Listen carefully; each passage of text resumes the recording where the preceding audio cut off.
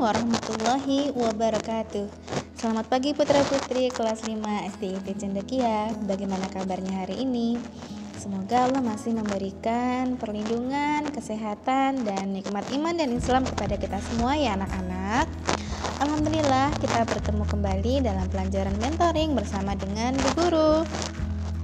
Jika pekan lalu kita sudah belajar masak-masak begitu ya, insya Allah pekan ini kita akan kembali belajar bersama dengan Bu Guru tentang sirah Nabi Muhammad.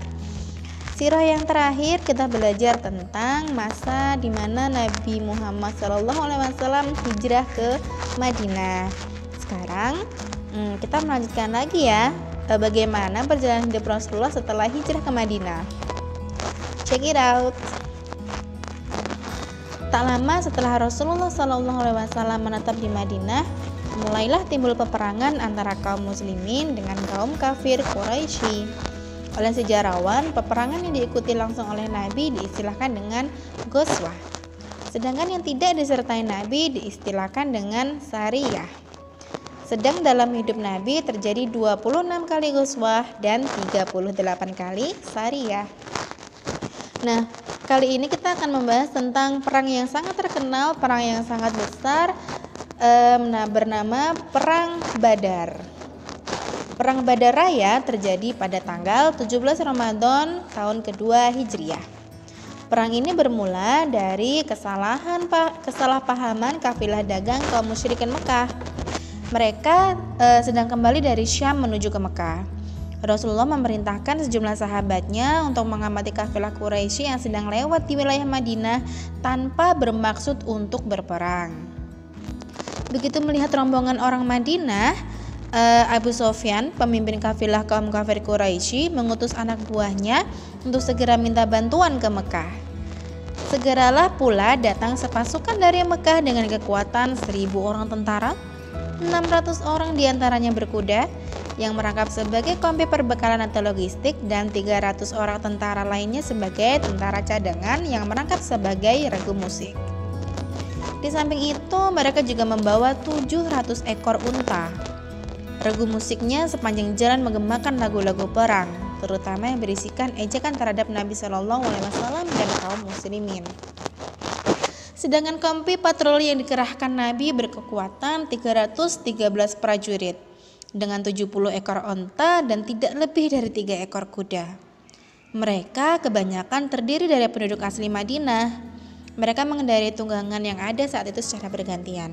Bayangkan ya anak-anak, kaum kafir Quraisy berjumlah 1.000 orang, sementara pasukan muslimin berjumlah 313. Ini 1:3 bayangannya ya. Jadi ini tidak imbang sekali. Kemudian beberapa saat sebelum berangkat, Nabi Muhammad bermusyawarah dengan para sahabatnya dari kalangan kaum Ansor tentang kelompok mana yang lebih dulu diterjunkan ke medan peperangan. Kelompok Muhajirin segera menawarkan diri dan menyatakan sanggup. Dalam keadaan itu, kelompok Ansor juga paham Nabi menghendaki agar mereka lah yang lebih dahulu terjun, walaupun Nabi belum terus terang menyatakan maksudnya. Karena itu, Sa'ad bin Mu'adz sebagai sesepuh kaum Ansor bangkit menyatakan kesiapannya untuk diterjunkan lebih dahulu ke medan perang. Sa'ad berkata, "Wahai Rasulullah, sungguh kami telah beriman kepadamu, telah 100% meyakini agama dan telah mengakui kebenaran agama yang engkau bawa kepada kami. Kami telah bersumpah setia untuk melaksanakan semua yang telah kami janjikan kepadamu. Oleh karena itu, segeralah laksanakan apa yang telah menjadi keputusanmu ya Rasulullah, dan kami setia kepadamu. Demi Allah yang telah membangkitkanmu dengan membawa kebenaran, kalau engkau perintahkan kami untuk mengarungi lautan perang, niscayalah kami arungi bersamamu. Tak seorang pun di antara kami ini yang akan menolak komandomu, dan tak seorang pun yang akan mundur dari medan laga, hari ini atau besok. Kami sanggup tabah menjalani peperangan ini dan telah siap sedia untuk syahid di dalamnya. Mudah-mudahan Allah Subhanahu wa taala merestui apa yang Engkau percayakan kepada kami, dan marilah berangkat bersama kami dalam berkah ilahi." Masya Allah, itu yang dikatakan saat kepada Nabi Muhammad ketika tahu mereka akan diberangkatkan menuju ke medan perang. Kemudian banyak lagi kalangan kaum Ansor nih yang memberikan pertanyaan serupa, sehingga lega hati Nabi Muhammad.